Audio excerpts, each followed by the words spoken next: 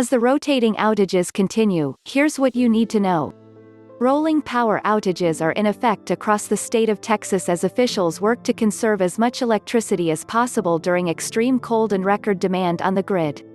Officials are asking Texans to conserve as much electricity as they can safely and reliably over the coming days as record low temperatures are expected to plunge the state further into a dangerous winter storm.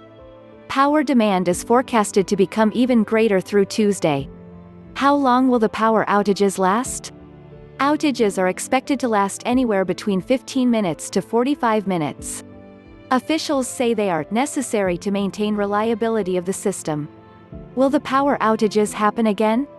ERCOT expects rotating outages to last throughout Monday morning and said they could be in place until the weather emergency ends.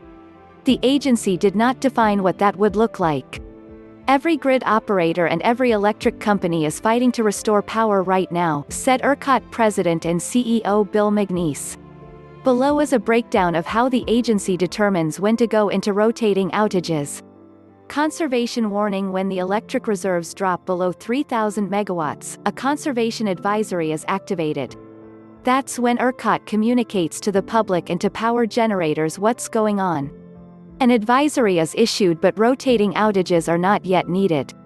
EEA1: when the reserves drop below 2,300 megawatts, Emergency Energy Alert 1 is activated.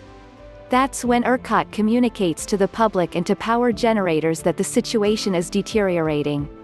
At this time, ERCOT will import power from other states and from Mexico. This regularly happens during peak summer months and is not new. But right now, because prices are so cheap, and unrelated to the weather, ERCOT was already importing power from Mexico and other power grids. Rotating outages do not happen during this stage. EEA2: when the electric reserves drop to 1,750 megawatts, other steps are taken to bring on additional capacity, but rotating outages are still not yet activated.